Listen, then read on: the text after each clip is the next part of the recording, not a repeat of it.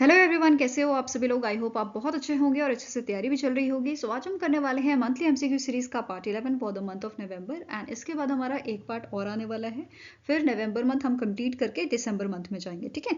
सो अगर आपने इसका प्रीवियस पार्ट नहीं देखा है तो आई बटन पे आप क्लिक कर सकते हो, यहाँ पे आपको इसका लिंक विजिबल हो जाएगा। एंड इस लेक्चर की जो पीडीएफ है वो हम शेयर करेंगे हमारे टेलीग्राम चैनल पे, जिसका लिंक मैंने आपको डिस्क्रिप्शन बॉक्स में दिया हुआ है। आप इसे ज्वाइन कर सकते हैं अगर आपको इस लेक्चर की और ऐसे ही जो बाकी लेक्चर्स हैं उनकी पीडीएफ चाहिए तो, ठीक है। सो चलिए जल्दी से स्टार्ट करेंगे आज का लेक्चर।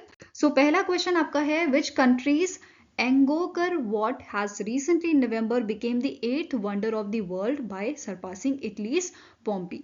तो recently in month of November 8th wonder जो है वो बनाया गया है। वैसे तो 7 अजूबे हमने सुने थे, अब 8वां अजूबा भी यहाँ पे ऐड कर दिया गया है। अब यहाँ पे आपको बताना है ये कौन सी कंट्री का है, ठीक है। एंगोकर वॉट जो है ये आपका हिंदू टेम्पल है, ठीक है। ये आपका बिलोंग करता है कंबोडिया से, ठीक है। तो आंसर यहाँ पे आपका क्या हो जाएगा, ऑप्शन नंबर ए, ठीक है। अब एंगोर वॉट के बारे में देखेंगे। यहाँ पे आप ये इमेज देख सकते हो, ये एंगोर वॉट की है जो 8th अजूबा बनाया गया है, ठीक है।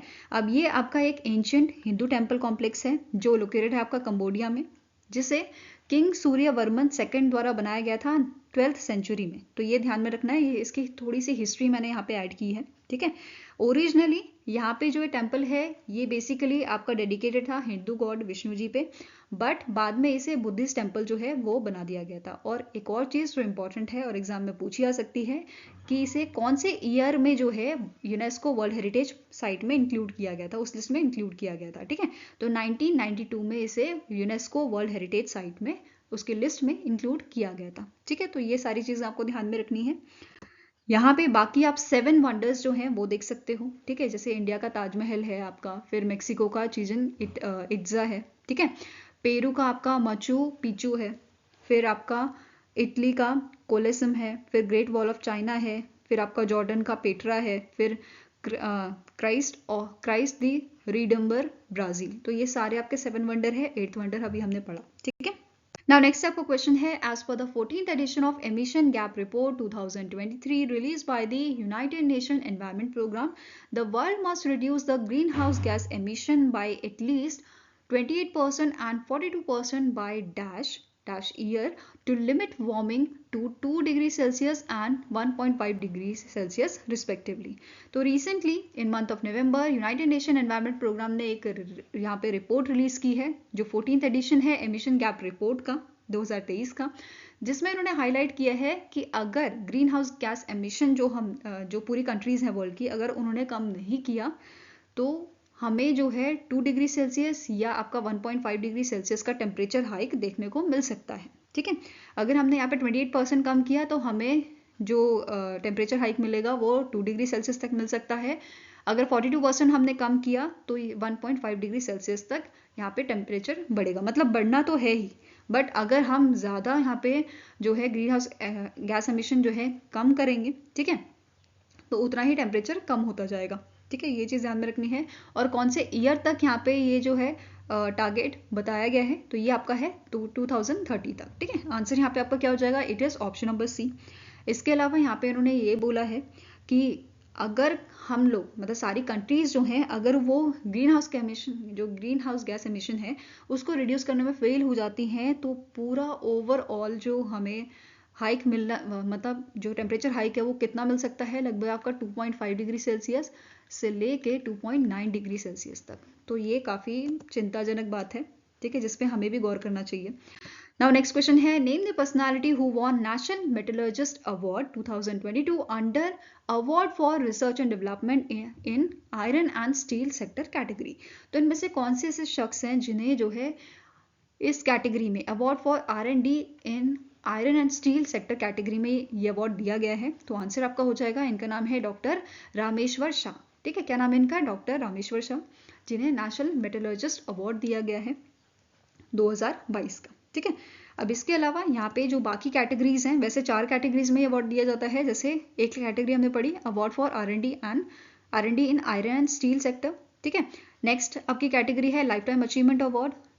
थर्ड आ जाता है नेशनल मेटलर्जिस्ट अवार्ड, ठीक है। उसके बाद आपकी 4th कैटेगरी ये हो गई। 5th आपकी हो गई यंग मेटलर्जिस्ट अवार्ड, ठीक है। अब जैसे लाइफ टाइम अचीवमेंट अवार्ड है, ये दिया गया है डॉक्टर तमाची मुदली उतांदी को, ठीक है। नेशनल मेटलर्जिस्ट अवार्ड दिया गया है डॉक्टर देवशीष भट्टाचार्य जी को, ठीक है। फिर यंग मेटलर्जिस्ट एनवायरमेंट अवार्ड दिया गया है आपका डॉक्टर निलॉय कुंदू को। वहीं पे आपका award metallurgist metal science award दिया गया है अगिलन मुथु मनिकम को, ठीक है। तो ये सारे जो पर्सनालिटीज़ हैं ये आपको याद रखने हैं। इसके अलावा जो हमारे सेक्रेटरी हैं मिनिस्ट्री ऑफ स्टील के, इन्होंने यहाँ पे कुछ इन्फॉर्मेशन हमारे साथ शेयर की है, जिनका नाम है नागेंद्र नाथ सिंह। इन्होंने यहाँ पे बताया है कि इंडिया का जो स्टील प्रोडक्शन एंड कंजप्शन है वो अप्रैल से लेकर अक्टूबर 2023 तक ईयर ऑन ईयर जो है वो बढ़ रहा है। कितना ये बढ़ा है? तो 15% तक ये बढ़ा है, which is about 82 million tons and 75.8 million tons respectively. तो यहाँ पे काफ़ी ग्रोथ हमें देखने को मिला है और इंडिया का ग्रोथ रेट इतना है स्टील प्रोडक्शन में कि ये हाईएस्ट है। जो टॉप स्टील प्रोड्यूसिंग कंट्रीज हैं वर्ल्ड में, उसमें इंडिया जो है हाईएस्ट पोजीशन पे स्टैंड करता है, ठीक है। अब यहाँ पे अवार्ड की बात कर लेते हैं, नेशनल मेटलर्जिस्ट अवार्ड की। तो इसकी शुरुआत आपकी 1962 में की गई थी और 1963 से इस अवार्ड की जो है मतलब पहला अवार्ड 1963 में आपका दिया गया था, ठीक है। Now next is which country topped the medal tally at the 2023 Asian Para Archery Championship and Continental Qualifying Tournament 2024 जो आपका बैंकॉक थाईलैंड में हुआ था, ठीक है। तो इसमें कौन सी आपकी कंट्री जीती थी? तो इसमें जीती थी इंडिया, ठीक है। तो मेडल टैली में टॉप किया था इंडिया ने, which is followed by south Korea and third number पे आपका था चाइना। इंडिया ने यहाँ पे आपके 9 मेडल्स जीते थे, ठीक है। साउथ कोरिया के 5 मेडल थे और चाइना के यहाँ पे आपके थे 4 मेडल। इसमें से भी इंडिया के 4 आपके गोल्ड थे, 4 सिल्वर थे एंड 1 आपका ब्रॉन्ज मेडल था। तो ये सारे आपको ध्यान में रखने हैं। वहीं पे अगर विनर्स की बात की जाए तो कंपाउंड मैन ओपन जो ये कैटेगरी थी, इस कैटेगरी में राकेश कुमार जी ने गोल्ड जीता है। फिर कंपाउंड मैन ओपन टीम में Rakesh Kumar and Suraj Singh. Compound open mix team में Rakesh Kumar and Sheetal Devi. Compound women open team में ज्योति बलियान एंड शीतल देवी ने गोल्ड जीता है। सिल्वर कैटेगरी की बात करें तो रिकर्व विमेन ओपन टीम में पूजा जयंत एंड पूजा खन्ना, ठीक है। Then recurve men open team में हरविंदर सिंह एंड विवेक चिकारा। वहीं पे men wheelchair recurve and compound team में यहाँ पे मोहम्मद नाजीर अंसारी एंड नवीन जो है इन्हें सिल्वर मेडल मिला था। लास्ट कैटेगरी आपकी आ जाती है कंपाउंड विमेन ओपन में, इन्होंने इसमें शीतल देवी को सिल्वर मिला है। वहीं पे कंपाउंड विमेन ओपन में सरिता जी जो हैं इनको यहाँ पे ब्रॉन्ज मेडल इन्होंने जीता है, ठीक है। Now next is the cricketer Megan Moira Lanning recently in November announced her retirement from international cricket. She represents which country in international cricket? तो इन शख्स ने जो ये पर्सनालिटी है मेघना मिरो लेनिंग, बेसिकली इन्होंने इंटरनेशनल क्रिकेट में रिप्रेजेंट किया है ऑस्ट्रेलिया को, ठीक है। तो आंसर यहाँ पे आपका क्या हो जाएगा? Option number D. अब इनके यहाँ पे बात कर लेते हैं। जैसे इन्होंने यहाँ पे रिकॉर्ड बनाया है the most women's one day international centuries. इन्होंने टोटल यहाँ पे 15 सेंचुरीज बनाई हैं, इन्होंने ये रिकॉर्ड बनाया है। इसके अलावा 2011 में ये पहली यंगेस्ट ऑस्ट्रेलियन क्रिकेटर बनी थी to score an international century. इसके अलावा ये जो है यंगेस्ट कैप्टन भी बनी थी ऑस्ट्रेलिया की विमेंस टीम की एट द एज ऑफ 21। तो इसके अलावा यहाँ पे एक और चीज़ आपको नोट करना है कि रिसेंटली जो पाकिस्तान के प्लेयर हैं, पाकिस्तान ऑलराउंडर सैयद इमाद वसीम हैदर, इन्होंने भी अपना जो रिटायरमेंट है इंटरनेशनल क्रिकेट से वो इन मंथ ऑफ नवंबर अनाउंस किया था, ठीक है। नाउ नेक्स्ट क्वेश्चन है international day for elimination of violence against women is annually observe across the globe on. तो इस डे को हम ऑब्जर्व करते हैं 25 नवंबर को, ठीक है। आंसर यहाँ पे आपका क्या हो जाएगा? इट इज ऑप्शन नंबर ई। और इसकी शुरुआत जो है की गई थी 2000 में, इन 2000, ठीक है। अब जो 2023 का हमारा international day for elimination of violence against women है, इस ओकेजन पे एक कैंपेन यहाँ पे जो है वो उसकी शुरुआत की गई थी यूनाइट कैंपेन की, ठीक है। इसे लॉन्च किया गया था जिसकी थीम थी unite invest to prevent violence against women and girls. और इसी कैंपेन में प्रोक्लेम किया गया है कि 25 हर महीने 25 को हम ऑरेंज डे मनाएंगे, ठीक है। इसका मेन मोटिव क्या है? A day to raise awareness and to take actions to end violence against women and girls, ठीक है। तो ये मेन एम है इस ऑरेंज डे का। नाउ नेक्स्ट क्वेश्चन है, the Rajneesh Goyal become the 40th chief secretary of which state after succeeding Vandita Sharma. तो रजनीश गोयल जी जो है ये आपके 40th चीफ सेक्रेटरी बनाए गए हैं कर्नाटका के, ठीक है। तो आंसर यहाँ पे आपका क्या हो जाएगा, it is option number B. Fine. Now next question है, which among the following statement is incorrect with respect to 7th edition of Bengal Global Business Summit which was held from 21st to 22nd November 2023 in Kolkata, West Bengal। तो यहाँ पे जो आपका business summit हुआ था, global business summit West Bengal में, उसी से रिलेटेड आपके सारे स्टेटमेंट है, आपको बताना है इसमें से इनकरेक्ट कौन सा है, ठीक है।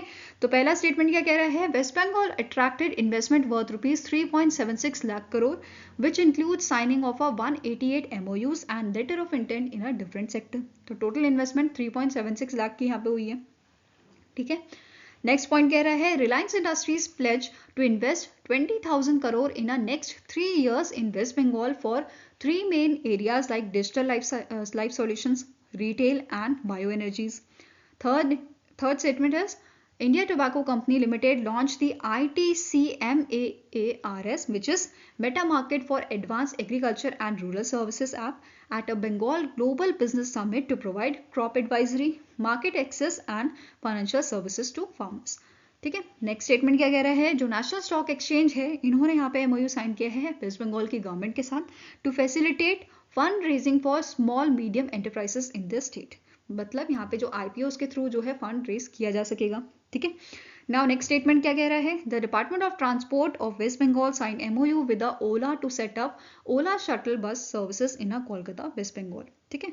तो ये सारी स्टेटमेंट्स आपकी थी, इनमें से इनकरेक्ट स्टेटमेंट कौन सी है, it is option number E, that is जो आपका वेस्ट बंगाल का डिपार्टमेंट ऑफ ट्रांसपोर्ट है, इन्होंने यहाँ पे MOU साइन किया है ऊबर के साथ, ठीक है।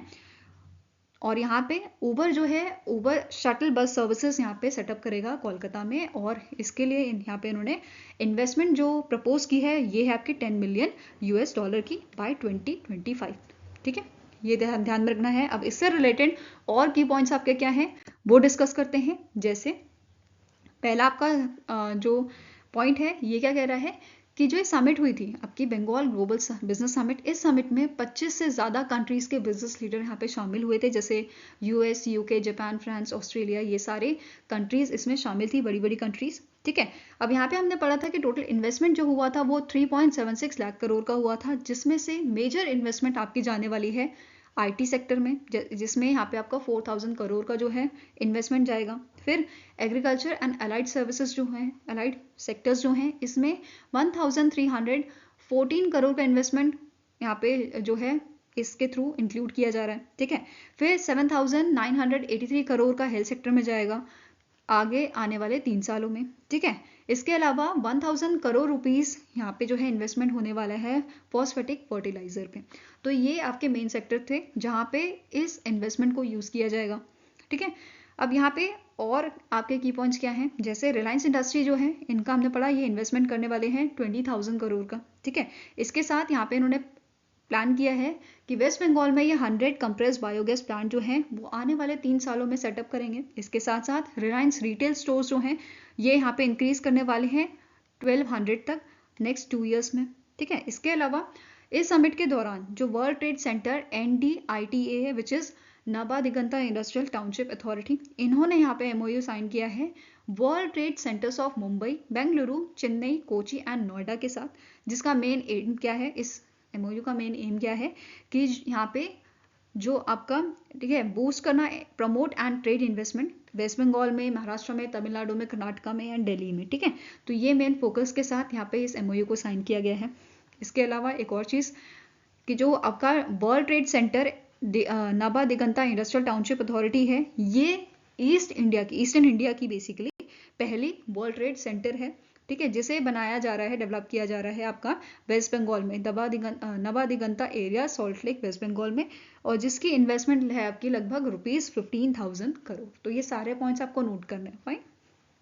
Now next आपको क्वेश्चन है, recently in November the UP government has declared dash as a no non-veg day in honor of a birth anniversary of a साधु धनवरदास लीला राम वसवानी। तो रिसेंटली जो यूपी गवर्नमेंट है इन्होंने यहाँ पे 25 नवंबर को डिक्लेयर किया है as a no non veg day, जिस दिन बर्थ एनिवर्सरी होती है आपकी साधु धनवर दास लीलाराम वसवानी जी की, ठीक है। और इस बार हमने 144th एनिवर्सरी, बर्थ एनिवर्सरी इनकी ऑब्जर्व की थी, ठीक है। तो आंसर यहाँ पे आपका क्या हो जाएगा, it is option number C, 25 नवंबर, जिस दिन इंटरनेशनल मीटलेस डे भी मनाया जाता है, ठीक है। क्या मनाया जाता है, इंटरनेशनल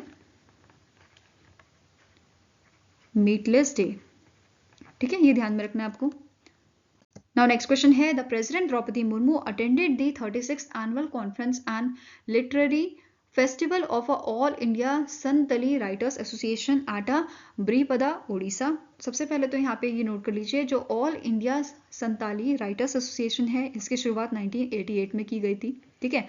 और इस एसोसिएशन का मेन एम क्या है, जो संथाली लैंग्वेज है उसको प्रमोट करना, ठीक है। नाउ क्वेश्चन आपका क्या है, जो संथाली है, Santhali language was included in the 8th schedule of constitution bye 92nd amendment act of 2003 which came into force in dash. तो कौन से साल में ये आपका जो बेसिकली ये फोर्स में कब आया था, तो आंसर आपका हो जाएगा दैट इज 2004 में, ठीक है। तो आंसर यहाँ पे क्या हो जाएगा, it is option number B. अब 8th शेड्यूल आपका क्या है कॉन्स्टिट्यूशन ऑफ इंडिया का, तो बेसिकली जिसकी 8th शेड्यूल है आपका, इसमें आपकी 22 लैंग्वेजेस जो हैं वो इंक्लूड की गई हैं, ठीक है। तो यहाँ पे आप सारे लैंग्वेजेस देख सकते हो, जैसे असमी हो गई, बंगाली हो गई, गुजराती हो गई, और ऐसे ही संथाली को भी यहाँ पे इंक्लूड किया गया था, ठीक है।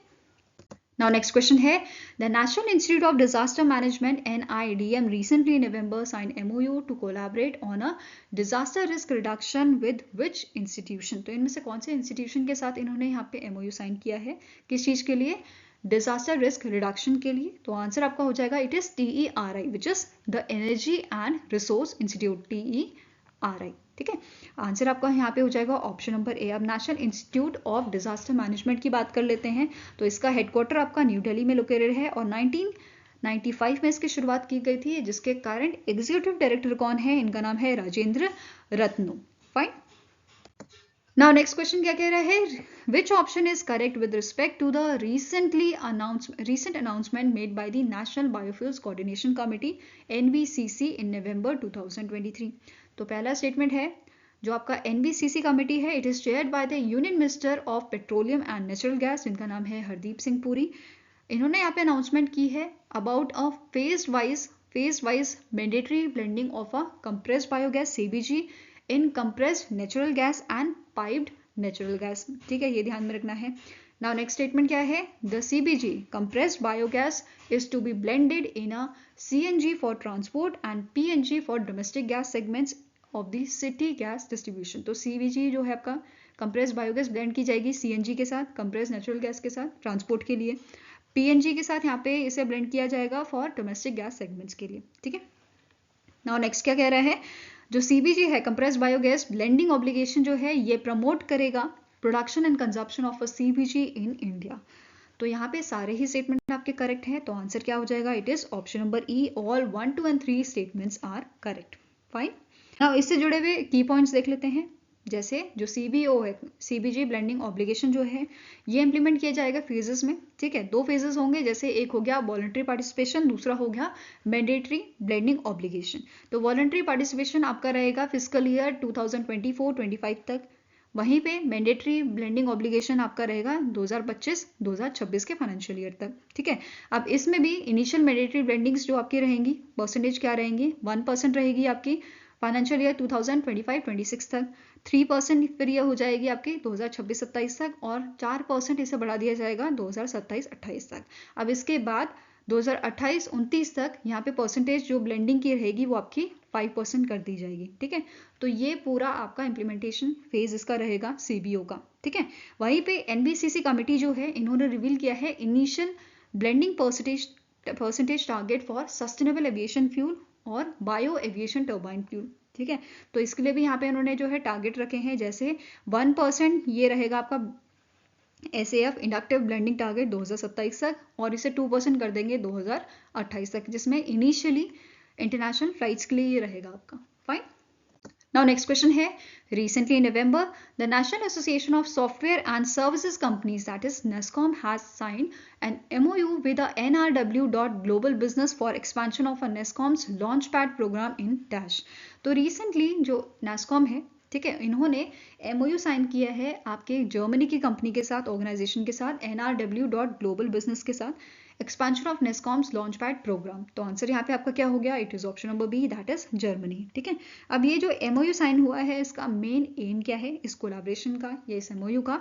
To promote innovation, investment and technological exchange between your Germany and India, both the countries. ठीक है, now next is name the personality who become the president of Federation of Indian Chambers of Commerce and Industry, that is FICCI के president कौन बनाए गए हैं? तो इनका नाम है आपका अनीश शाह। ठीक है, क्या नाम है इनका? अनीश शाह, जिन्हें प्रेसिडेंट बनाया गया है, जो पहले सीनियर वाइस प्रेसिडेंट थे आपके FICCI के। ठीक है, इसके अलावा ये करंट जो है MD and CEO है महिंद्रा ग्रुप के। ठीक है, ये आपको ध्यान में रखना है। इसके अलावा यहाँ पे इन्होंने जो है रिप्लेस किसे किया है? सुब्रकांत पांडा जी को। एंड यहाँ पे जो सीनियर वाइस प्रेसिडेंट हैं और वाइस प्रेसिडेंट जो हैं इनको भी अपॉइंट किया गया है। हर्षा वी अग्रवाल जो हैं आपके, ये सीनियर वाइस प्रेसिडेंट बनाए गए हैं। एंड अनंत गोयंका जो है ये वाइस प्रेसिडेंट आपके बनाए गए हैं। तो ये सारी चीज़ आपको ध्यान में रखनी है। इसके अलावा FICCI का हेडक्वार्टर कहाँ पे है? ये लोकेटेड आपका न्यू दिल्ली में।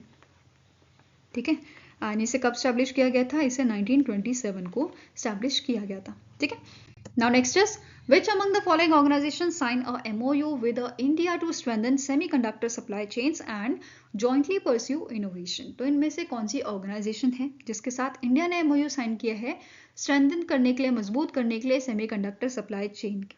ठीक है, तो आंसर बहुत सिंपल है, it is option number C, European union.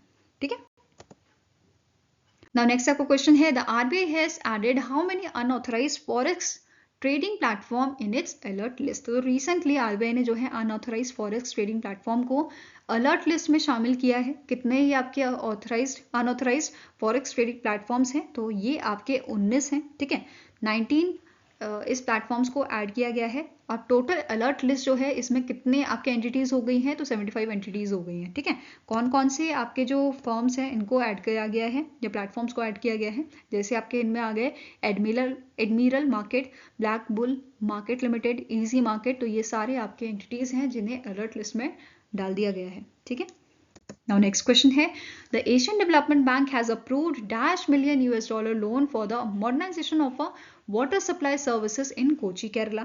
तो आंसर यहाँ पे आपका हो जाएगा रिसेंटली ADB ने, एशियन डेवलपमेंट बैंक ने $170 million का लोन यहाँ पे जो है दिया है, अप्रूव किया है for the modernisation of water supply services Kochi, Kerala में। ठीक है, अब यहाँ पे इनका मेन एम क्या है?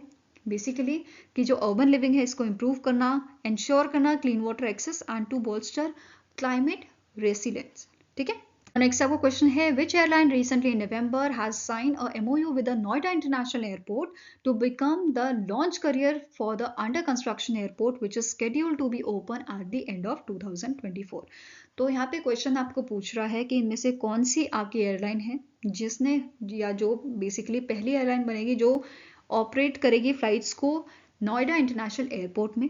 ठीक है, तो आंसर आपका हो जाएगा it is option number E, that is Indigo. Indigo ने ये आपका MOU साइन किया है नोएडा इंटरनेशनल एयरपोर्ट के साथ। ठीक है, अब जो नोएडा इंटरनेशनल एयरपोर्ट है ये बेसिकली आपका इंडिया का पहला नेट जीरो एमिशन एयरपोर्ट बनेगा। साथ में ही जब ये ऑपरेशनल हो जाएगा 2024 के एंड तक, तो ये सेकेंड इंटरनेशनल एयरपोर्ट आपका हो जाएगा दिल्ली NCR में। तो ये भी आपको ध्यान में रखना है। ठीक है, नाउ इंडिगो एयरलाइन की बात कर लेते हैं।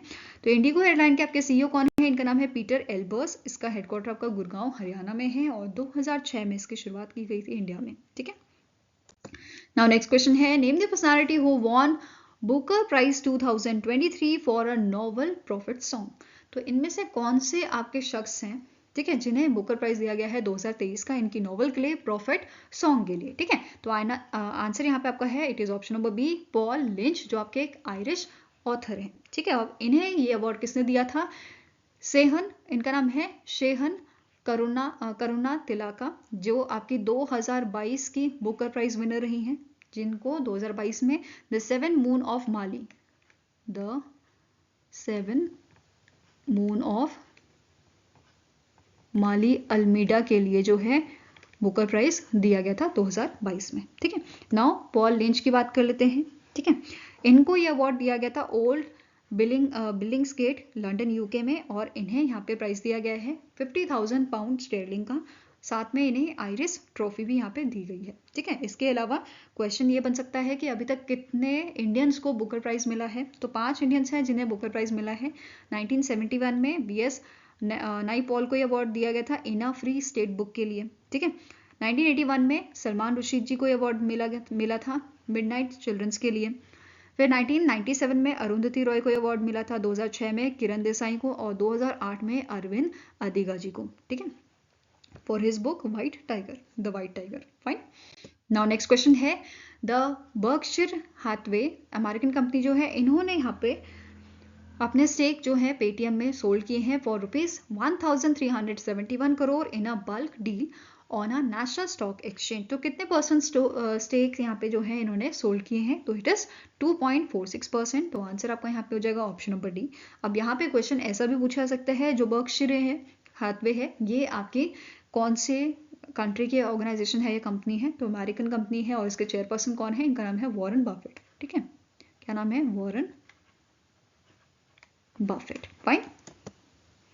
Now next आपको क्वेश्चन है, recently in November the former Indian cricketer Kapil Dev released the book titled Thread by Thread the S. Kumar Story authored by whom? तो आंसर यहाँ पे आपका हो जाएगा, इस बुक को रिलीज किया है, इस बुक को लिखा है सत्य सरन द्वारा। ठीक है, तो आंसर यहाँ पे आपका हो जाएगा ऑप्शन नंबर ए। इस बुक को पब्लिश किया है पेंगुइन रैंडम हाउस ने। एंड यहाँ पे बेसिकली जो ये बुक है ये लिखी गई है शंभू कुमार कसलीवाल, जो को फाउंडर हैं एस कुमार ग्रुप के, इनके ऊपर ये बुक लिखी गई है। ठीक है, Now next question है, when do we observe National Constitution Day या संविधान दिवस across India to commemorate the adoption of a Constitution of India by the Constituent Assembly of India on 1949? तो हमारा नेशनल कॉन्स्टिट्यूशन डे या हम संविधान दिवस जो है कौन से दिन मनाते हैं? ये ऑब्जर्व किया जाता है आपका 26 नवंबर को। ठीक है, आंसर यहाँ पे आपका क्या हो जाएगा? Option number B. और कॉन्स्टिट्यूशन ऑफ इंडिया को इनैक्ट कब किया गया था? ये किया गया था 1950 में 26 जनवरी को, और इसी वजह से हम 26 जनवरी को रिपब्लिक डे ऑब्जर्व करते हैं। ठीक है, ये आपको ध्यान में रखना है। इस बार जो है कौन सी एनिवर्सरी हमने ऑब्जर्व की है कॉन्स्टिट्यूशन ऑफ इंडिया की, adoption of constitution of India की? तो 74th एनिवर्सरी थी, और इसकी शुरुआत जो नेशनल कॉन्स्टिट्यूशन डे है इसको ऑब्जर्व करने की शुरुआत की गई थी 2015 में। 2015 में पहली बार इस डे को ऑब्जर्व किया गया था। ठीक है, नाउ नेक्स्ट अब बात कर लेते हैं की पॉइंट्स की, जो बेसिकली नेशनल कॉन्स्टिट्यूशन डे से रिलेटेड है। जैसे इस ओकेजन पे जो हमारी प्रेसिडेंट है द्रौपदी मुर्मू जी, इन्होंने डॉक्टर BR अम्बेडकर जी का जो स्टैच्यू है 7 फुट स्टैच्यू, उसे सुप्रीम कोर्ट प्रीमाइसेस में अनवील किया था न्यू दिल्ली में। ठीक है, नेक्स्ट पॉइंट है जो इंडियन नेशनल बार एसोसिएशन है, इन्होंने इस डे पे हमें यहाँ पे होस्ट किया था 12th annual international conference which is 74th constitution day. ठीक है, इसके अलावा ministry of law and justice in collaboration with the Indian law institute celebrated constitution day at a विज्ञान भवन। एंड इन दिस इवेंट यहाँ पे जो है 2 बुक्स रिलीज की गई थी।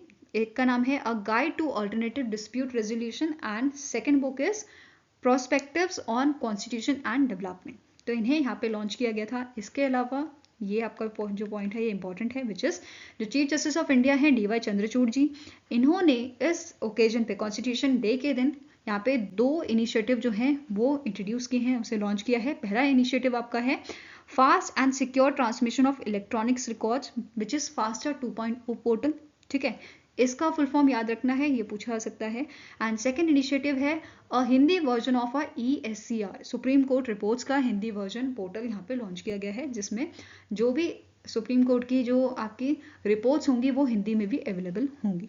ठीक है, नाउ नेक्स्ट क्वेश्चन है, recently in November the Indian Mission of Association of Southeast Nation, that is ASEAN, in collaboration with Ministry of Agriculture and Farmers Welfare organized the Asian India Millet Festival 2023 in which country? तो कौन सी country में जो Asian है basically, ठीक है, Indian mission to Asian, इन्होंने और ministry of agriculture and farmers welfare ने ऑर्गेनाइज किया है एशियन इंडिया मिलेट फेस्टिवल 2023। तो ये आपका ऑर्गेनाइज किया गया था 22 से लेकर 26 नवंबर को इंडोनेशिया में। ठीक है, तो आपका 22 से 26 नवंबर 22 से 26 नवंबर तक ये हमने फेस्टिवल ऑब्जर्व किया था, ऑर्गेनाइज किया था इंडोनेशिया में। ठीक है, इंडोनेशिया का जो आपका कोटा कासाब्लंका मॉल है साउथ जकार्ता में, वहाँ पे इसको इनॉग्रेट किया गया था। और इस फेस्टिवल को मनाने का, ऑर्गेनाइज करने का मेन एम ये था कि जो मिलेट्स है इसके रिगार्डिंग अवेयरनेस जो है वो बढ़ाई जाए, and to create a market of a millets and millet based products across या among the Asian member states. ठीक है, नाउ नेक्स्ट क्वेश्चन है, which among the following organisation becomes the first Indian depository to hold 10 crore active dematerialisation accounts या demat account. तो इनमें से कौन सी आपके ऑर्गेनाइजेशन है जो बेसिकली पहली इंडियन डिपॉजिटरी बनी है जिसमें जो बेसिकली होल्ड करती है 10 करोड़ या 100 मिलियन एक्टिव डीमेट अकाउंट्स? तो आंसर यहाँ पे आपका हो जाएगा, it is basically your Central Depository Services Limited. ठीक है, आंसर यहाँ पे आपका क्या हो जाएगा, it is option number B. Now जो सेंट्रल डिपॉजिटरी सर्विसेज लिमिटेड है, जो आपकी बेसिकली CDSL है, ये आपकी इसने बेसिकली यहाँ पे सरपास किया है कौन सी डिपॉजिटरी को, नेशनल सिक्योरिटी डिपॉजिटरी लिमिटेड को। ठीक है, नाउ CDSL की बात करते हैं तो इसके कारण MD and CEO कौन है, इनका नाम है नेहल वोरा और इसका हेडक्वार्टर आपका मुंबई महाराष्ट्र में लोकेटेड है। ठीक है, now next is the NPCI, National Payment Corporation of India, has directed all third-party application providers and payment services provider banks to deactivate inactive IDs by dash। तो recently in month of November जो NPCI है, NPCI ने यहाँ पे directions दी है third party application provider को and payment service provider banks को कि जो भी इनकी इनएक्टिव आईडीज़ हैं या ऐसी आईडीज़ जिन्हें 1 साल या 1 साल से ज़्यादा हो गया है और वो यूज़ में नहीं है, उसको डीएक्टिवेट कर दें बाय दी, उन्होंने यहाँ पे मैंडेटरी कब तक किया है इसे, 31 दिसंबर 2023। यहाँ पे टाइमलाइन दी है 31 दिसंबर 2023 की। ठीक है, जैसे आपकी गूगल पे हो गया, पेटीएम हो गया, फ़ोन पे हो गया, ये सारी ऐप्स जो हैं ये बेसिकली इसमें आ जाती हैं। ठीक है, तो यहाँ पे इनके लिए मैंडेटरी क्या किया गया है कि 31 दिसंबर 2023 तक इनको टाइमलाइन दी गई है डीएक्टिवेट करने के लिए इनकी inactive IDs. Fine, now next question है, the National Milk Day is annually observe across India on dash to commemorate the birth anniversary of doctor Varghese Kurien, the father of White Revolution in India. तो जो doctor Varghese Kurien है इन्हें हम milkman of India भी बोलते हैं। ठीक है, इन्होंने 1970 में ऑपरेशन फ्लड या आप इसे व्हाइट रेवोल्यूशन बोल सकते हो, इसकी शुरुआत की थी। ठीक है, अब बात करते हैं नेशनल मिल्क डे की। नेशनल मिल्क डे जो है ये आपका ऑब्जर्व किया जाता है 26 नवंबर को। ठीक है, तो आंसर यहाँ पे क्या हो गया, ऑप्शन नंबर सी। और इस बार इसका 10th एडिशन हमने ऑब्जर्व किया था। ठीक है, ये आपको ध्यान में रखना है। इसके अलावा डॉक्टर जो वर्गीस कुरियन है इनके बारे में बात करें तो इनकी 102nd एनिवर्सरी हमने ऑब्जर्व की थी, बर्थ एनिवर्सरी। एंड अब यहाँ पे इनके अवार्ड्स की बात की जाए तो इन्हें पद्मश्री, पद्म भूषण, पद्म विभूषण तीनों अवार्ड मिले हैं। 1965 में पद्मश्री मिला था, 1966 में पद्म भूषण एंड पद्म विभूषण इन 1999। इसके अलावा 1989 में इनको वर्ल्ड फूड प्राइज भी दिया गया था और 1963 में रमन मगत्से अवार्ड भी इन्हें दिया गया था। तो ये सारी चीजें आपको ध्यान में रखनी है। ठीक है, नाउ नेक्स्ट आपको क्वेश्चन है, which statement is incorrect with respect to the recently released the basic animal husbandry statistics 2023। तो जो ये आपका स्टैटिस्टिक्स है 2023 का, इसे रिलीज किया गया था on occasion of a national Milk day. ठीक है, इस स्टैटिस्टिक्स में हमारे जो एग प्रोडक्शन है या वूल प्रोडक्शन है या मिल्क प्रोडक्शन है इसके बारे में डिटेल्स दी गई है, कौन से स्टेट ने टॉप किया है। ठीक है, और इस स्टैटिस्टिक्स को रिलीज किया था यूनियन मिनिस्टर पुरुषोत्तम रूपाला, जो ministry of fisheries, animal husbandry and dairying के मिनिस्टर हैं। ठीक है, तो स्टेटमेंट पढ़ते हैं पहले। पहला स्टेटमेंट क्या है, the basic animal husbandry statistics 2023 was released by the union minister Purushottam Rupala on occasion of a national Milk day 2023 in Guwahati, Assam. Next is, as per the report, the Himachal Pradesh is the highest milk producing state with a milk production share of 15.72% in 2022-2023. Third statement आपका कह रहा है, इन 2022-2023 the total egg production in a country was estimated at 138.38 billion units and Andhra Pradesh becomes the top state in egg production. Next is, in meat production category, India was estimated at 9.77 million tons production, which shows a 20.39 increase over the past 5 years. Next statement है, Rajasthan is a top wool producing states in India with a total production share of a 47.98%. ठीक है, तो इनमें से आपको incorrect statement बतानी है, which is option number B. तो यहाँ पे सबसे ज़्यादा जो मिल्क प्रोडक्शन होता है वो होता है उत्तर प्रदेश में। तो आंसर यहाँ पे आपका क्या है, it is Uttar Pradesh, not the Himachal Pradesh. ठीक है, आंसर आपका हो जाएगा option number B. That is Uttar Pradesh is the highest milk producing state और यहाँ पे इनका शेयर है, प्रोडक्शन शेयर 15.72% का 2022-2023 में। फाइन। अब इससे जुड़ी हुई इंपॉर्टेंट हम यहाँ पे की पॉइंट्स जो हैं वो कवर कर लेते हैं। जैसे मिल्क प्रोडक्शन की यहाँ पे हम बात हो रही है, तो मिल्क प्रोडक्शन इंडिया में बेसिकली यहाँ पे ग्रो किया है 22.81% ओवर द पास्ट 5 ईयर्स, जिसमें हाईएस्ट मिल्क प्रोड्यूसिंग स्टेट आपका बना है उत्तर प्रदेश, राजस्थान और मध्य प्रदेश। ठीक है, वहीं पे टॉप स्टेट बात करें अगर एनुअल ग्रोथ रेट के अकॉर्डिंग, तो ये रहा है आपका कर्नाटका, वेस्ट बंगाल और उत्तर प्रदेश।